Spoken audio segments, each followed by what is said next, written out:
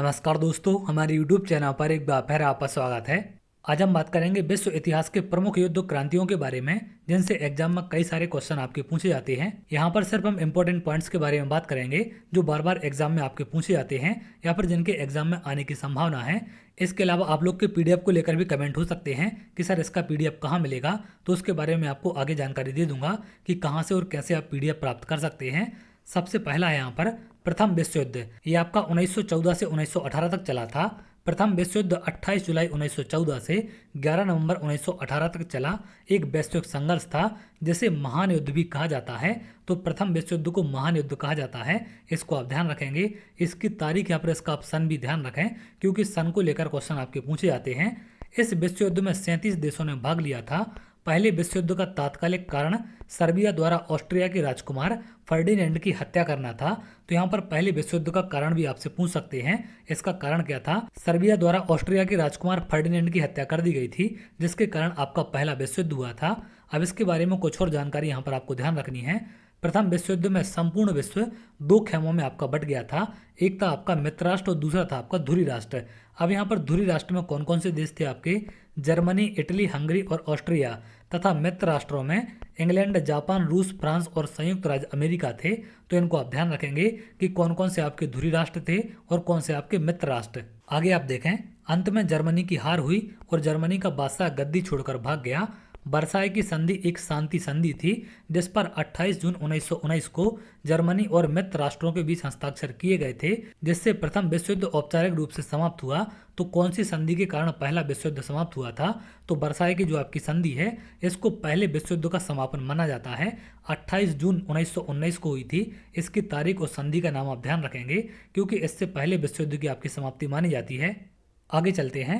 अब अगर हम बात करें द्वितीय विश्व युद्ध के बारे में, यहाँ पर सिर्फ आपके इंपॉर्टेंट पॉइंट्स हैं जो एग्जाम में आपके पूछे जा सकते हैं। दूसरे युद्ध की अगर हम बात करें तो आपका 1939 से 1945 तक चला था। दूसरा विश्व युद्ध 1939 से 1945 तक चला एक विनाशकारी वैश्विक संघर्ष था। इसमें 30 से अधिक देश शामिल हुए थे। यह यूरोप में जर्मनी द्वारा पोलैंड पर आक्रमण के साथ शुरू हुआ था। तो दूसरा विश्व युद्ध आपका जर्मनी द्वारा पोलैंड पर आक्रमण से स्टार्ट हुआ था। मित्र राष्ट्र इसमें कौन कौन से थे? ग्रेट ब्रिटेन, संयुक्त राज्य अमेरिका, सोवियत संघ और फ्रांस, ये आपके मित्र राष्ट्र थे। और धुरी राष्ट्रों में जर्मनी, इटली और जापान के बीच लड़ा गया था।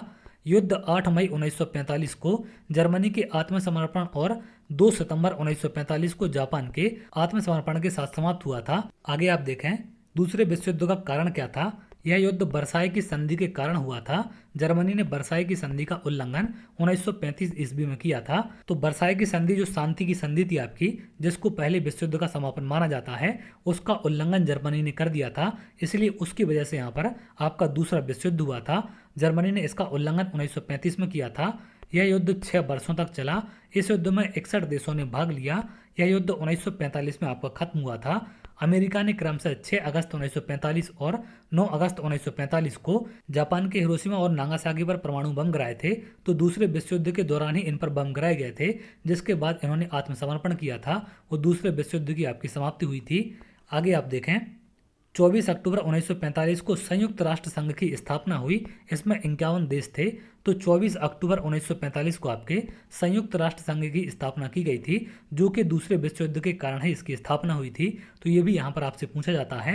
हिटलर नाजीवादी विचारधारा से संबंधित था तथा मुसोलिनी फांसीवादी विचारधारा से संबंधित थे। तो ये कुछ व्यक्ति हैं जो इन युद्धों से या फिर इन घटनाओं से संबंध रखते हैं, जिन पर अक्सर आपके क्वेश्चन बन जाते हैं। तो इनसे संबंधित व्यक्तियों के बारे में भी आपको जानकारी ध्यान रखनी है। आगे आप देखें, हिटलर जर्मनी का चांसलर 1933 में बना। हिटलर ने एक पुस्तक लिखी थी जिसका नाम था मेरा संघर्ष। मीन कैंप के नाम से इसे जाना जाता है। जर्मनी का एकीकरण बिस्मार्क ने किया था।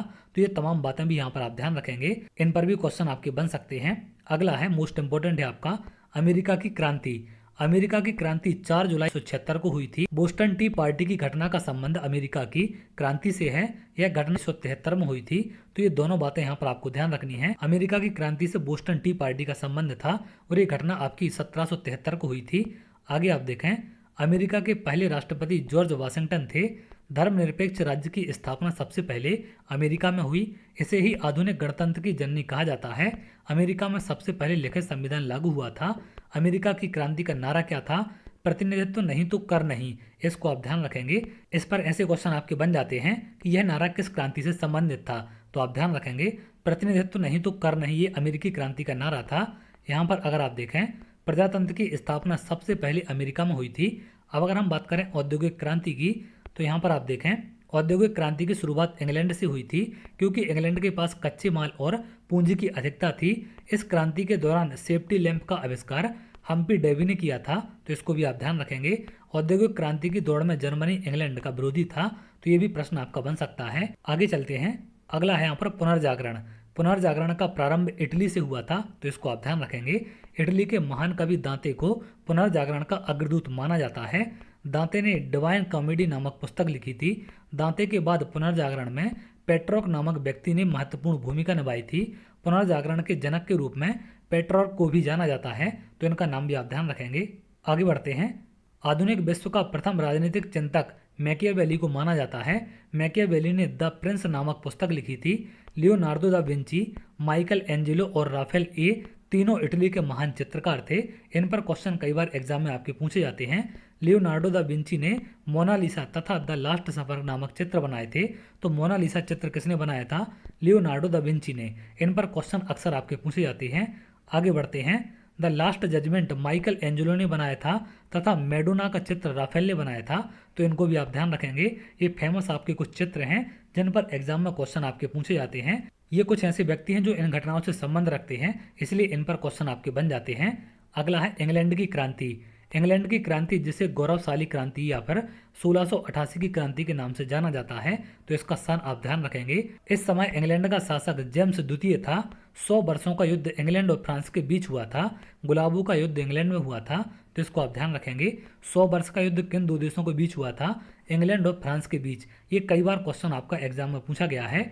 आगे बढ़ते हैं, इंग्लैंड में गृह युद्ध 7 वर्षों तक चला।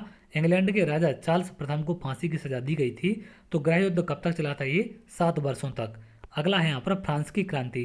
फ्रांस की क्रांति 1789 ईस्वी में लुई 16वां के शासनकाल में हुई थी। समानता, स्वतंत्रता और बंधुत्व फ्रांस की क्रांति का नारा था, तो इन क्रांतियों के नारे आपको ध्यान रखनी है। समानता, स्वतंत्रता और बंधुत्व फ्रांस की क्रांति का नारा था। आगे बढ़ते हैं, लुई 16वां 1774 ईस्वी में फ्रांस की गद्दी पर बैठा। मैं ही राज्य हूँ और मेरे कथन ही कानून है, यह लुई 16वां ने कहा था। लुई 16वां को देशद्रोह के आरोप में फांसी दी गई थी, तो ये कथन आप ध्यान रखेंगे, ये भी एग्जाम में आपसे पूछ सकते हैं। आगे आप देखें, फ्रांस की क्रांति में रूसो, वोल्टेयर, मॉन्टेस्क्यू ने सबसे अधिक योगदान दिया था।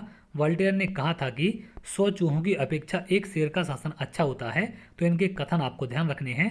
नेपोलियन फ्रांस का सम्राट 1804 में बना था। नेपोलियन को आधुनिक फ्रांस का जन्मदाता माना जाता है, तो आधुनिक फ्रांस का जन्मदाता कौन है? नेपोलियन। आगे आप देखें, ट्राफलगर का युद्ध सबसे पहले 21 अक्टूबर 1805 में नेपोलियन और इंग्लैंड के बीच हुआ था। नेपोलियन ने इंग्लैंड को सबसे पहले बनियों का देश कहा, तो ये युद्ध किसके बीच हुआ था? आपका नेपोलियन और इंग्लैंड के बीच हुआ था 21 अक्टूबर 1805 को। वाटरलू का युद्ध 18 जून 1815 को बेल्जियम के वाटरलू नामक गांव के पास लड़ा गया था, और इस लड़ाई में नेपोलियन की हार हुई थी, तो इसको भी आप ध्यान रखेंगे। कौन से युद्ध में नेपोलियन की हार हुई थी? वाटरलू के युद्ध में। इसकी तारीख, इसका स्थान आपको ध्यान रखना है। नेपोलियन को बंदी बनाकर सेंट हेलेना द्वीप को भेजा गया था, वहां पर इनकी मृत्यु 1821 में हो गई थी। नेपोलियन को लिटिल कार्पोरल भी कहा जाता है, तो ये भी आप ध्यान रखेंगे। नेपोलियन के पतन का कारण उसके द्वारा रूस पर किया गया आक्रमण था, तो नेपोलियन के पतन का मेन कारण क्या था? इनके द्वारा रूस पर जो अटैक किया गया उसके कारण इनका पतन हुआ था। अगला है यहाँ पर इटली का एकीकरण। इटली के एकीकरण का जनक जोसेफ मैजिनी को माना जाता है। मोस्ट इंपोर्टेंट है आपका, 19वीं सदी के दौरान इतालवी राज्यों को मिलाकर एक राष्ट्र बनाने की प्रक्रिया थी। यह प्रक्रिया कई चरणों में पूरी हुई, जिसमें ग्यूसेप मस्सिनी ने राष्ट्रवाद की नींव रखी, काउंट कैबूर ने कूटनीति की भूमिका निभाई और ग्यूसेप गैरिबाल्डी ने सैन्य अभियानों से देश के दक्षिणी हिस्सों को जोड़ा। इटली का एकीकरण 1871 में समाप्त हुआ, जब रोम एक एकीकृत इटली की राजधानी बना, तो इसको भी आप ध्यान रखेंगे। एकीकरण इटली का कब समाप्त हुआ था? आपका 1871 में। गैरिबाल्डी ने लाल कुर्ती नाम की सेना का गठन किया था, तो ये भी आपसे क्वेश्चन पूछ सकते हैं। आगे बढ़ते हैं, अगला है यहाँ पर रूस की क्रांति। रूस की क्रांति 1917 में शुरू हुई। रूस में राजनीतिक और सामाजिक परिवर्तन का काल था। इस क्रांति का प्रमुख नेता लेनिन था, तो ये दोनों चीज़ें आपको ध्यान रखनी है। रूस की क्रांति 1917 में आपकी शुरू हुई थी, लेनिन इसका प्रमुख नेता था। आगे आप देखें, चेका नामक संगठन का गठन लेनिन ने किया था। रूस के शासक को जार कहा जाता था। रूस को जार के शासक से मुक्ति अलेक्जेंडर द्वितीय ने 1917 में दिलाई थी। आगे आप देखें, आधुनिक रूस का निर्माता स्टालिन को माना जाता है, तो ये भी आप ध्यान रखेंगे, मोस्ट इंपोर्टेंट है आपका। अगला है यहाँ पर आपका जर्मनी का एकीकरण। जर्मनी का एकीकरण बिस्मार्क ने किया था, तो इनका नाम आप ध्यान रखेंगे, मोस्ट इंपोर्टेंट है। जर्मनी का एकीकरण 2 चरणों में पूरा हुआ। पहला 1871 में प्रशिया के नेतृत्व में विभिन्न जर्मन राज्यों को मिलाकर एक राष्ट्र राज्य के रूप में जर्मनी साम्राज्य की स्थापना की गई। दूसरा 1990 में शीत युद्ध के बाद पूर्वी और पश्चिमी जर्मनी का एकीकरण हुआ। 1871 के एकीकरण में ऑटो वन बिस्मार्क की महत्वपूर्ण भूमिका थी, जिन्होंने डेनमार्क, ऑस्ट्रिया और फ्रांस के खिलाफ युद्धों के माध्यम से जर्मनी राज्यों को एकजुट किया था, तो इसको आप ध्यान रखेंगे। आगे आप देखें, जर्मनी का सबसे शक्तिशाली राज्य प्रसा था। ये कई बार क्वेश्चन एग्जाम में आपका पूछा गया है। बिस्मार्क जर्मनी का एकीकरण प्रसा के नेतृत्व में चाहता था। वह 1862 में प्रसा का चांसलर बना। जर्मनी में नाजी दल का उत्थान हिटलर के नेतृत्व में हुआ, तो इसको भी आप ध्यान रखेंगे। नाजी दल का उत्थान किसके नेतृत्व में हुआ था? हिटलर के। एक राष्ट्र एक नेता का नारा हिटलर ने दिया था, तो इसको भी आप ध्यान रखें। हिटलर ने 30 अप्रैल 1945 को आत्महत्या कर ली थी। आगे आप देखें, तुर्की। तुर्की को यूरोप का मरीज कहा जाता है, तो इसको आप ध्यान रखेंगे। आधुनिक तुर्की का निर्माण मुस्तफा कमाल पाशा को माना जाता है। वह तुर्की का पहला राष्ट्रपति था। रिपब्लिकन पीपल्स पार्टी का संस्थापक भी मुस्तफा कमाल पाशा थे, तो इनको भी आप ध्यान रखेंगे। अगला है यहाँ पर चीनी क्रांति, मोस्ट इंपोर्टेंट है। 1911 ईस्वी में हुई चीनी क्रांति का नायक सन्यात सेन था, तो इनका नाम आप ध्यान रखेंगे। सन्यात सेन चीनी क्रांति के नायक थे और 1911 में आपकी चीनी क्रांति हुई थी। उसने तोंगमेंग दल की स्थापना की और मंचू राजवंश को समाप्त कर दिया। डॉक्टर सन्यात सेन को चीन का राष्ट्रपिता कहा जाता है, तो इसको आप ध्यान रखें। चीन के द्वार खोलने का श्रेय ब्रिटेन को जाता है।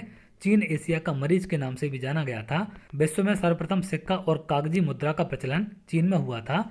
तो ये थे टॉप इंपोर्टेंट आपकी क्रांतियां और युद्ध, जिनसे क्वेश्चन एग्जाम में आपके बन सकते हैं। इन क्रांतियों से या फिर इन घटनाओं से संबंधित जो भी आपके व्यक्ति हैं, उन पर भी क्वेश्चन आपके पूछे जाते हैं, तो उन सबको भी आप ध्यान रखेंगे। अब ये पीडीएफ मैं आपको एप्लीकेशन पर शेयर कर दूंगा। सांदीपनी एकेडमी हटा एप्लीकेशन आप लोग डाउनलोड कर सकते हैं। वहाँ पर आपको स्टडी मटेरियल्स में नोट्स मिल जाएंगे।